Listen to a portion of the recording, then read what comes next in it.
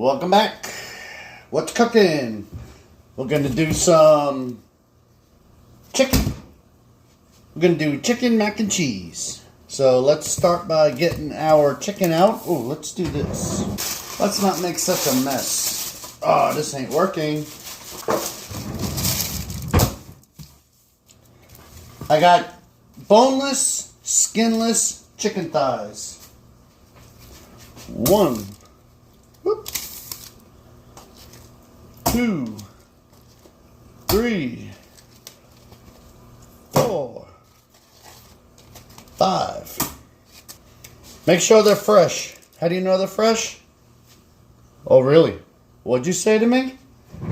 Yeah? You think you're gonna get away with that? Come here, you.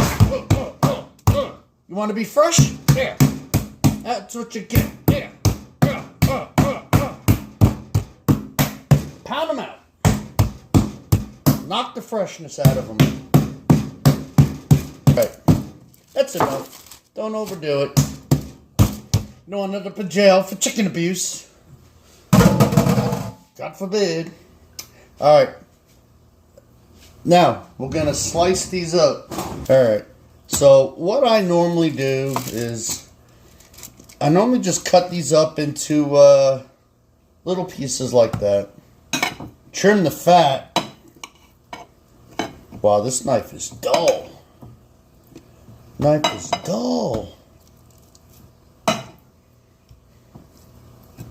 Trying a different setup. I know that I'm not a professional when it comes to cooking or making videos. But yes, that is my my model building studio in the background.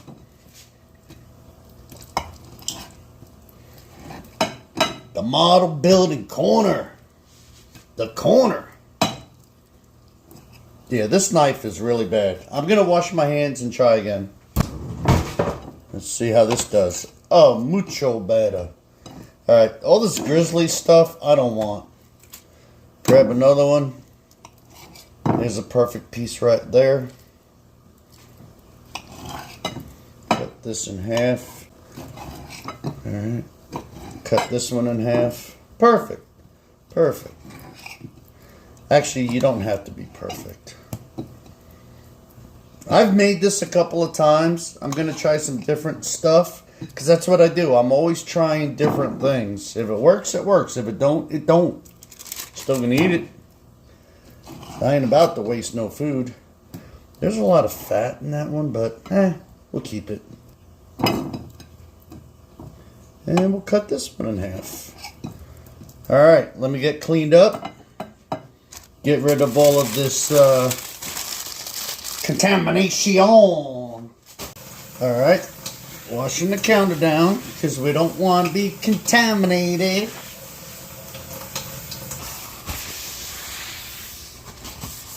Alright, nice clean counter.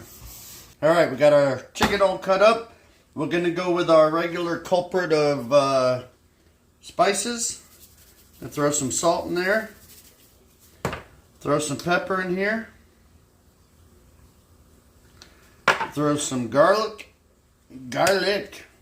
Remember, however much you want, however little you want. Adjust it how you need it. Onion powder. And let's throw some paprika in there. Hello, Pappy. Hello, Pappy. Alright. Let's give her a good mix. Looks like everything's nice and coated. Smells great. Now, we'll let this marinate for a little bit in the refrigerator. I got some other things to do, so you could just throw this right in. I'm going to put these in a pan with a little bit of oil and get these ready to go. But first, they're going to sit in the refrigerator for maybe an hour or two. We'll see. I don't know. But what you can also do in the meantime is go ahead and get your macaroni started. I'm going to use some elbow macaroni, the small ones. I like them. Sometimes I use shells. Sometimes I use other stuff. Salt your water. Probably enough. And when that comes to a boil, everybody knows how to make macaroni. Except on this one, if it says here that it takes about 7 minutes, yeah, you might want to go 5. Because when you bake your macaroni and cheese with chicken, you don't want the pasta already completely cooked, because then it could get mushy. And we don't want mushy macaroni. Okay, so only let it go 5 minutes. Alright, so I've got my pan ready. I got extra virgin olive oil in there. That's getting nice and hot, so I'm going to drop some butter in there. And let's just go full board. Let that get nice and hot. And now we'll drop our chicken in. I want to get a good sear, good browning on this before I lower the temperature a little bit.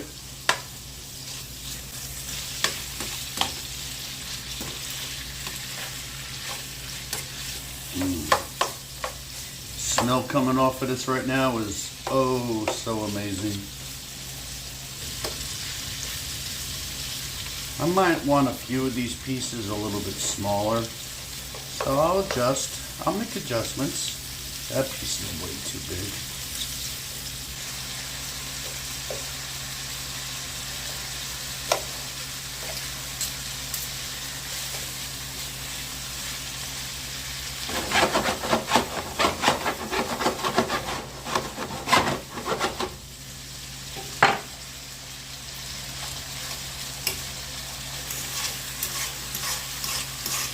Alright, now I'm not going to drain this. I'm just going to pour this. Actually, I'm going to set it aside and let it cool a little bit before I put it in that plastic.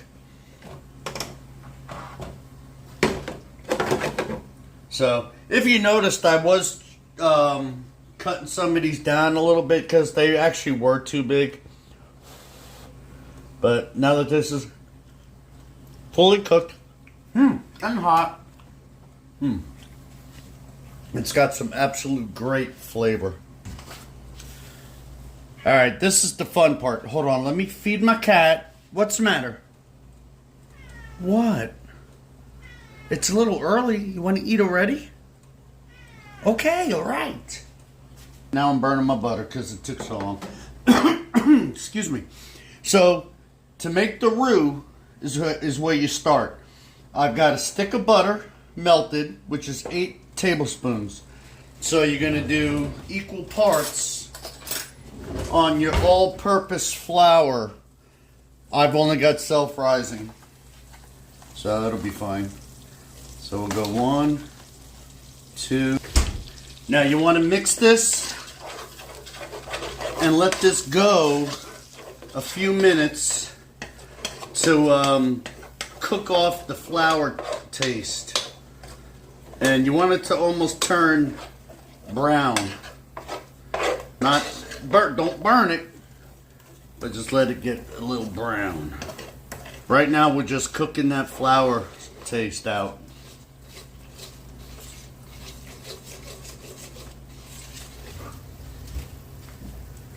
Okay, we're starting to get browning now. You see it's, you might not be able to see it, but it's starting to turn. It went from like a yellowish, and now it's getting a golden color. Okay, so now we're ready. Start adding some ingredients. I'm going to start with a couple of cups of milk, about right there. Mix her in. So when you add the first initial milk, you're going to get the roux is going to kind of like clump. So now you want to stir this until all the clumps go away and it's nice and smooth. So our first couple of cups of milk are incorporated. No lumps. Alright. At this stage we can add some of our spices. So we're going to go back to our original.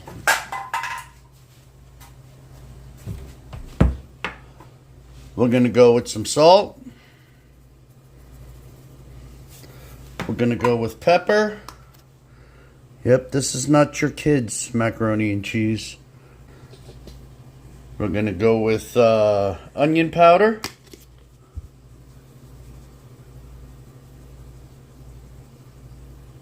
Looks about right. I grabbed the wrong stuff. And we're going to go with some garlic. That should be good. And we're going to go with our paprika. A little bit of smokiness. We'll start incorporating this. At this point, I'll add about another cup of milk. About right there. Right now, my heating, the setting is just below medium. Stir this in. Now, when it comes to your cheeses, okay, a lot of people, they'll try all different. I've been trying all different cheeses. My go-to has always been the sharp cheddar, and I'll do white cheddar. People do put Gouda in there as well, and all different kinds of cheeses. And you could experiment and blend different cheeses until you see what you like. So again, you know, normally they'll blend two different types of cheeses, and so I'm trying something different. If two cheeses are good, why not four? So I'm going to try this Mexican 4-cheese blend and see how it works. What do we got in here? We got some Monterey Jack, some cheddar, some Asdero, I don't know what that is, and quesadilla cheeses. I don't know what all this is, but you know what? It could be good. We'll find out. Now, you don't want to use the pre-shredded kind. You want to be like me and use the block cheese and grate it yourself. Because what they claim is that shredded cheese, they put a coating, a cellulose coating on this stuff to keep it from sticking together, and that doesn't always melt well when it comes to recipes. So don't use this here shredded cheese. Whoops! I'm gonna try it though. I mean, what can it hurt? They claim it doesn't melt well and all this other stuff, and well, we're going to find out. So anyway, what I do is I use 8 cups. Sorry, 4 cups. Usually the blocks come in 8-ounce blocks, which is what the bags are, 8-ounce, which they're both 2 cups. So this is melting nice. And then see how it's tasting.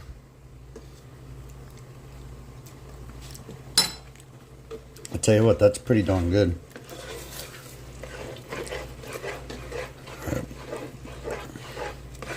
All right. From here, I will add another cup of milk.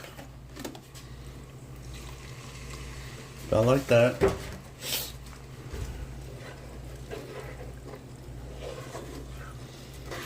I do feel like it's missing something on that first taste, so I'll figure it out in a second.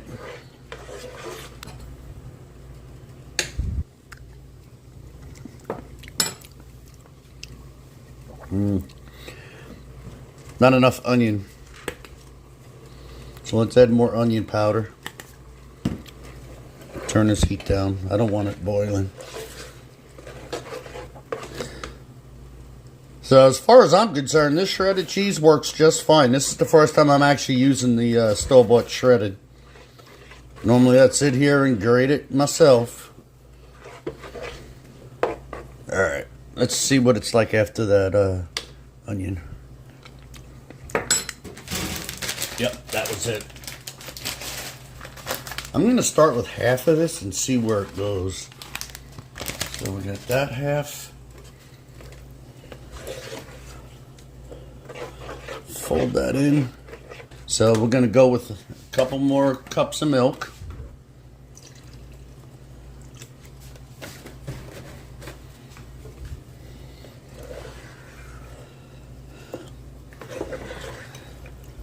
Now, as you add milk, you may need to add more salt.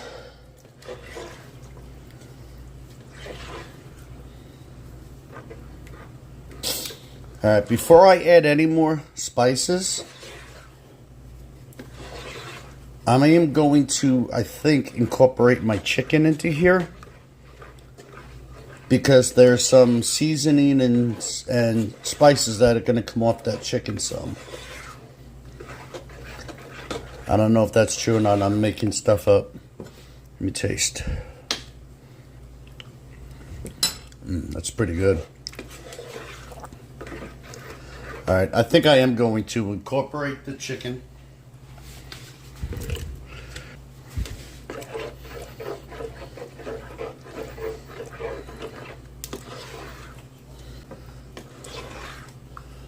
I honestly don't think I need that extra, second half. I'm usually pretty heavy on cheese, and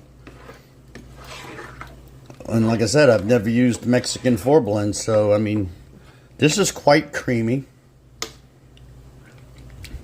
It's got awesome flavor.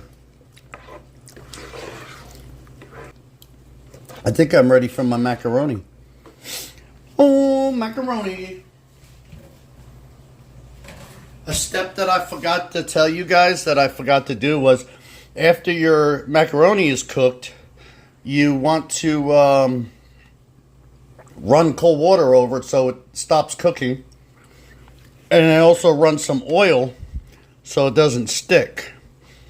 And I didn't do that. So we're gonna have to work at breaking some of this up. And I'm trying not to make a mess and lose any. See? It's clumpy. Alright. So with the chicken in there, this will definitely be a meal for me. This isn't a side dish. This is a meal. And I freeze it. We'll get to that process in a little bit. And it will stay in the freezer for months and months and months.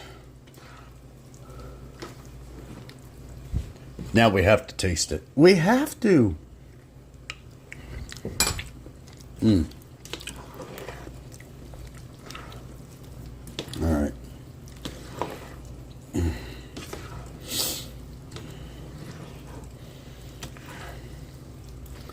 All right. Now, let me get set up so I can show you how I portion this out. These are what I've been using. I get them at the grocery store. They come 5 in a pack for $5, and they have they come with the lids that you can put what's in there and the date. Okay, and then I bought some of these also from Walmart. They're a little bit smaller, so I'm not going to use this one. But what happened with these is I really liked them a lot, and then I was on Amazon and I spotted these, and I bought the wrong ones. I got 100 of these for $19. They're 1-pounders, so they don't hold a lot, but I'm not going to waste these. I'm going to use them. They come with the lids, okay, but they also have the bigger ones, so I am going to buy the bigger ones. For this purpose, I'm going to start with these two, and I'll basically show you how I'll basically just come on in, spoon this goodness in there,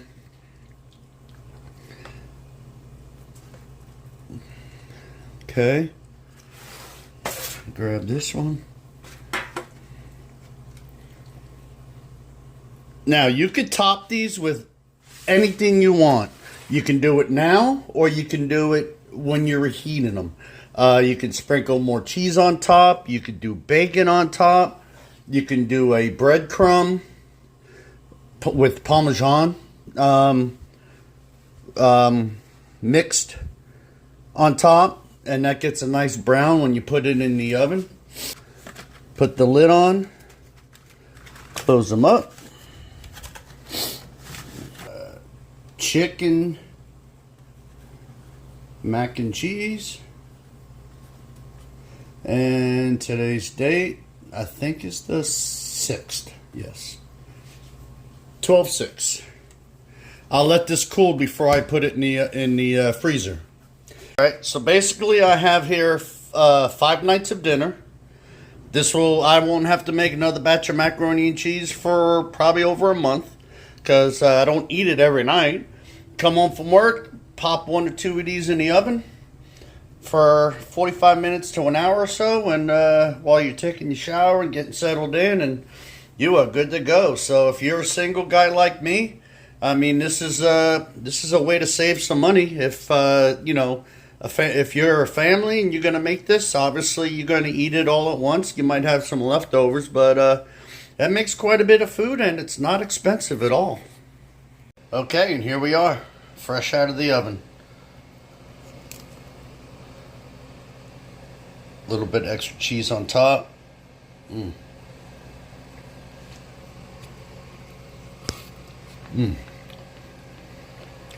It's hot.